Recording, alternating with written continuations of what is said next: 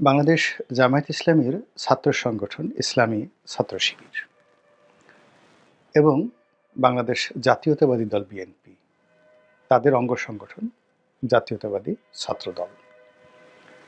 তো ছাত্রদল এবং ছাত্র শিবির তারা এখন পরস্পর বিরোধী, একেবারে মুখোমুখি।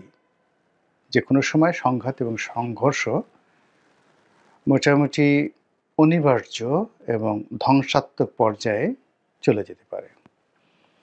ইতিমধ্যে বাংলাদেশের বিভিন্ন এলাকাতে ছাত্রদল এবং ছাত্র শিবিরের মধ্যে কিছু টেস্ট ম্যাচ অনুষ্ঠিত হয়েছে এবং সেখানে ছাত্র শিবিরের যে সফলতা এবং ছাত্রদলের যে সফলতা এই ম্যাচগুলোতে, এটা বিশ্লেষণ করার জন্য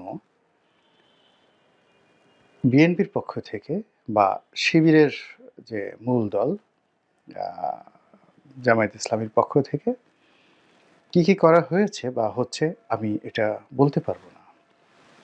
তবে একটা জিনিস আমি জানি, সেটা হলো যে ইসলামী ছাত্র শিবির এরশাদের জমানাতে প্রায় সব বিশ্ববিদ্যালয়গুলোতেই তারা নিগৃহীত হয়েছে, অপমানিত হয়েছে।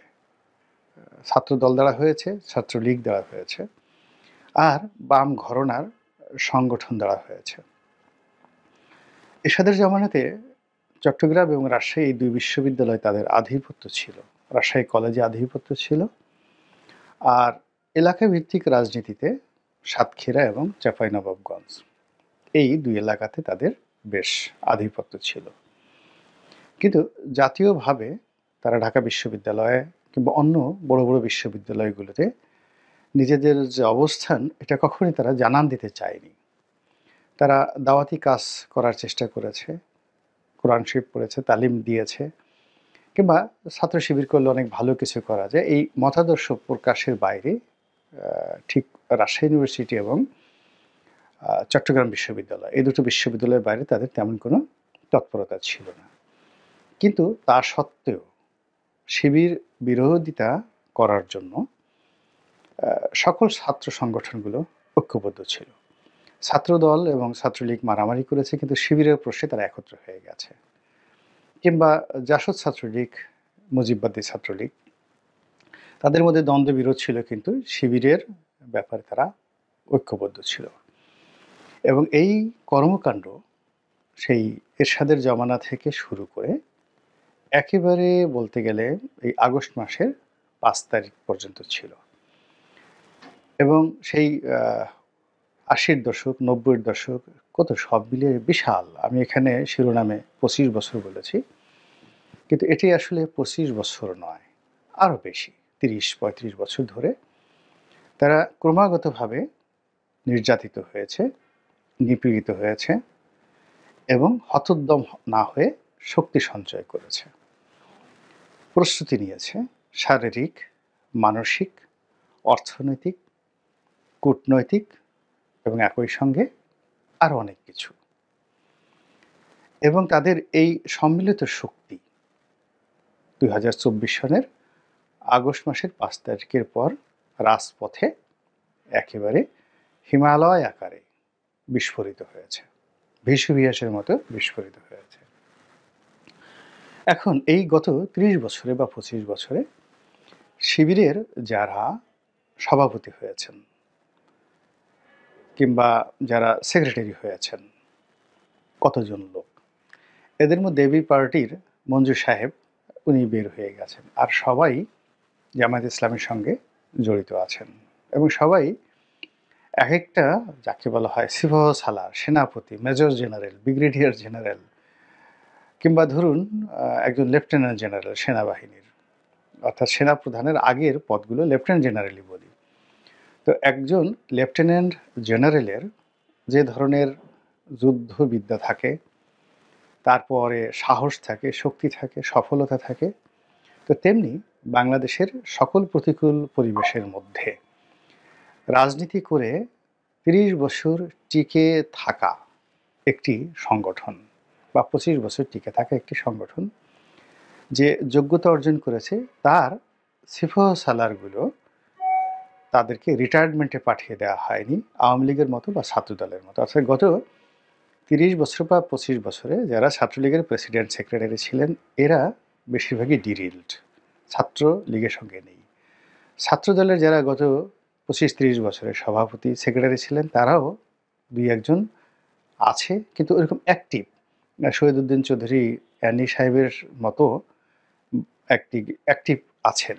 অন্য অনেকে আছেন, কিন্তু জনাব যাকে বলা হয় এই বিএনপির হাইকমান্ডের সাথে ওইরকম দহরম মহরম সম্পর্ক, বিশ্বস্ততার সম্পর্ক, যাকে বলা হয় লেফটেন্যান্ট জেনারেল পর্যায়ের কমান্ড দেওয়ার ক্ষমতা একমাত্র শহীদউদ্দিন চৌধুরী অ্যানির আছে। আর বাকি অন্যান্য যারা আছেন তারা ছাত্রলীগ ছাত্রদল করেছেন, বড় বড় পদে আছেন, কিন্তু পার্টির যে চেইন অফ কমান্ড বা লাইন অফ কমান্ড সেই কমান্ডে তাদের গ্রুপ উপগ্রুপ এবং তাদের ফ্রাস্ট্রেশন সব মিলিয়ে তারা শিবিরের যারা প্রেসিডেন্ট সেক্রেটারি তাদের মতো স্থির নন, অস্থির। আর ছাত্রলীগের কথা তো বাদই দিলাম। তো সেই দিক থেকে সেই অনেকগুলো লেফটেন্যান্ট জেনারেল নিয়ে সেই ইসলামী ছাত্র শিবির এবং জামায়াত ইসলামী বাংলাদেশ তারা আজকের এই অবস্থানে আছে। এটা হলো বাস্তবতা। এখন এদের পরিকল্পনা বা প্রস্তুতি কেমন ছিল? আমি ২০১৩ সনে যে জেলখানাতে ছিলাম প্রায় ৫০ দিন, এবং আমার সঙ্গে ওই সময়টাতে জামাতের যত বড় বড় নেতা ছিলেন তাদের সকলেরই একান্তে আলোচনা হয়েছে, ভীষণ রকম আলোচনা হয়েছে। এবং জেলখানার মধ্যে আসলে কোনো বন্ধন থাকে না। এবং আমি যে ছেলে ছিলাম ওখানে আমার প্রতিবেশী ছিলেন মীর কাসিম আলী সাহেব, এটিএম আজহার সাহেব, পার্শ্ববর্তী ছেলে ছিলেন আব্দুল কাদের মোল্লা, আর একটু দূরে ছিলেন কামরুজ্জামান সাহেব। তো যার জন্য এর বাইরে শিবিরের যারা সভাপতি সেক্রেটারি বা অন্যান্য বড় নেতা যারা বিভিন্ন সময়টিতে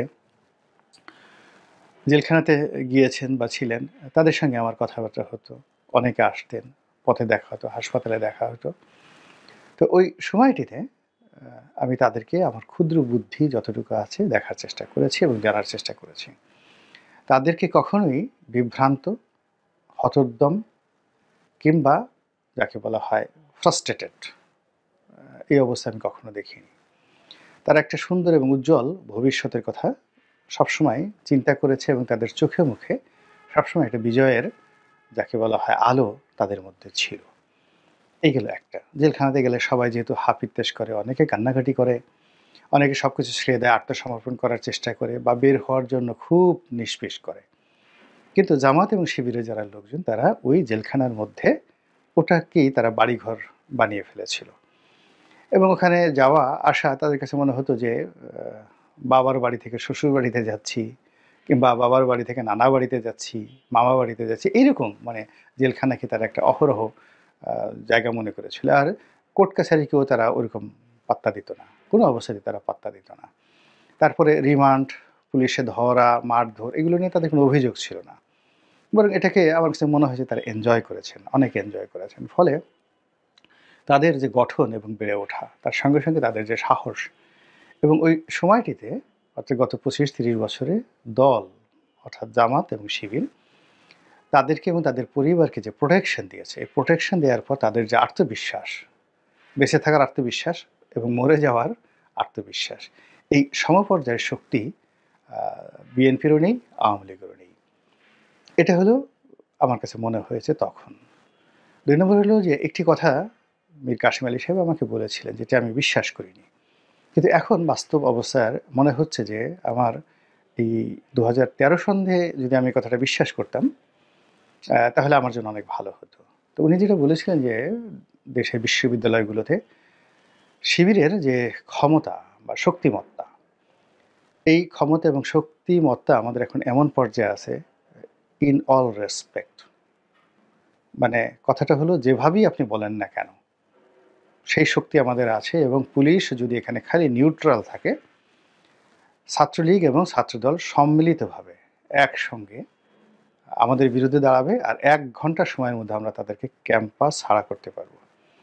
আপনারা যারা মীর কাসিম আলী সাহেবকে জানেন, চিনেন, তিনি খুবই গুরুগম্ভীর এবং খুবই অ্যাম্বিশাস প্রকৃতির, লেখাপড়া জানা মানুষ ছিলেন, প্রচণ্ড ধীর শক্তি সম্পন্ন একজন মানুষ ছিলেন। তো তার এই বক্তব্য অন্য কোনো সাধারণ বক্তব্য নয়। বা ধরুন আমার সাথে একসময় শাহ আব্দুল হান্নান সাহেবের সঙ্গে খুব ভালো সম্পর্ক ছিল। তো তারা ইন্টেলেকচুয়াল এবং ফাইন্যান্সিয়াল সেক্টরে যেভাবে কাজ করেছে, কি করে এই দলটির অর্থনৈতিক ভিত্তি দাঁড় করানো যায়, কি করে আ যাকে বলা হয় তাদের মনোমস্তিষ্কে যে জামাতবাদ বা শিবিরবাদ এই বিষয়গুলো ঢুকানো যায়, তার জন্য কিন্তু তারা কাজ করেছে। সে গত ২৫ এবং ৩০ বছর ধরে কাজ করেছে। কোন বইটি পড়তে হবে, কোন বইটি পড়তে হবে না, কোন মানুষকে ভালোবাসতে হবে এবং কোন মানুষকে ঘৃণা করতে হবে, কার সঙ্গে ফাইটে যেতে হবে এবং কার সঙ্গে কখন ফাইট করা যাবে না। এখন ৩০ বছর ধরে বা ২৫ বছর ধরে তাদেরকে এই প্রশিক্ষণ দেওয়া হয়েছে এবং এই প্রশিক্ষণ দেওয়ার ফলে কি হলো, আগস্ট মাসের ৫ তারিখে যখন একটা বিপ্লব হলো, এই বিপ্লবের সময় সবাই লেফট রাইট ভুলে গিয়েছিল। সবাই বিভ্রান্ত হয়ে পড়েছিল। সবাই খুশিতে, আনন্দে আত্মহারা হয়ে পড়েছিল। আর যারা স্থির ছিল, একেবারে স্থির ছিল এবং তাদের জন্য যতটুকু প্রয়োজন সেই সিদ্ধান্ত যারা নিতে পেরেছিল, তারা হলো জামায়াত ইসলামী এবং ইসলামী ছাত্র শিবির। ফলে যেটি হলো যে, যে যার মতো করে অনেক কিছু দখল করেছে।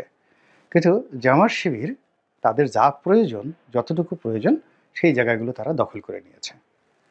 এখন সেই দখলের মাত্রাটা কেমন? এই ছোট্ট একটা কাহিনী বলেই আমি আমার আজকের ভিডিওটা শেষ করব। সেটি হলো যে আ যেমন দেখা গেল মাসা হারুন আর রশিদ তার একজন বাদী ছিলেন। সেই বাদীকে তিনি অতিশয় ভালোবাসতেন। তো এটি নিয়ে পুরো রাষ্ট্রে, রাজ্যে, রাজদরবারে উজির নাজিরের মধ্যে ভীষণ রকম বদনামি যে এটা কেমন হলো? এত বড় একজন বাদশা, একজন কালো কৃষ্ণাঙ্গ বাদী তার প্রেমে হাবুডুবু খাচ্ছেন এবং তাকে ভালোবাসছেন। তো বাদশাহ খুব বিচক্ষণ ছিলেন, তিনি বুঝতে পারলেন। তিনি একদিন সবাইকে ডাকলেন, খাওয়া-দাওয়ার আয়োজন করলেন এবং খাবার-দাবার আয়োজন করার পর বাদশাহ বললেন যে ওখানে ওই দাসীও ছিলেন। তো বললেন যে, "এই রুমে যা কিছু আছে আপনাদের জন্য আমি উপহার হিসেবে হাজির করেছি। সুন্দর, সুন্দর হীরা, মণি, মুক্তা, জহরত থেকে শুরু করে টাকা, পয়সা, সোনা-দানা সব দিয়ে তিনি ওই রুম ভরে ফেলেছেন। তো আপনারা আমার মেহমান হিসেবে খাওয়া-দাওয়া করেছেন। বোঝার চেষ্টা করুন পুরো ক্যাবিনেট, তার উজির নাজির সবাই ১০০ বা ১৫০ লোককে তিনি দাওয়াত করেছেন। তো আপনারা যে যার মতো করে যার যেটা পছন্দ নিয়ে নেন।" ১ মিনিটের মধ্যে হুড়োহুড়ি করে ওকে ধাক্কা দিয়ে যে যেটা পারছে সেটা টেনে নিয়ে গেল। সবাই শেষ, দাসী স্থির হয়ে দাঁড়িয়ে আছে এবং সবার যখন হুঁশ হলো তখন দেখলো যে দাসী বাদশার মাথায় হাত দিয়ে আছে। সবাই জিজ্ঞেস করলো, "দাসী তুমি কিছু নিলে না?" বলে যে, "না, এখানে এই রুমের মধ্যে সবচেয়ে দামি যে বিষয়টি বা দামি যে বস্তুটি এটি আমি এই মাথায় হাত দিয়ে রেখেছি। আমার এটিই দরকার। এর বাইরে অন্য কোনো কিছু দরকার নেই।" তো আক্কেলমন্দ কে লিয়ে ইশারায় কাফি হ্যায়। দেশের এই যে রাজনীতি, চলমান রাজনীতি, অব্যবস্থা, সেখানে ঐরকম বাদশা হারুন আর রশিদের মাথার মতো যে মাথাগুলো খুবই গুরুত্বপূর্ণ সেই জায়গাগুলোতে জামাত এবং শিবির চমৎকারভাবে পৌঁছে গিয়েছে। এখন এই অবস্থাতে যদি ছাত্রদলের সঙ্গে শিবিরের যে কোনো সংঘাত হয়, ছাত্রলীগের সঙ্গে হয়, সেটা তারা কিভাবে মোকাবেলা করবে এটা নিয়ে তারাই ভাবুক।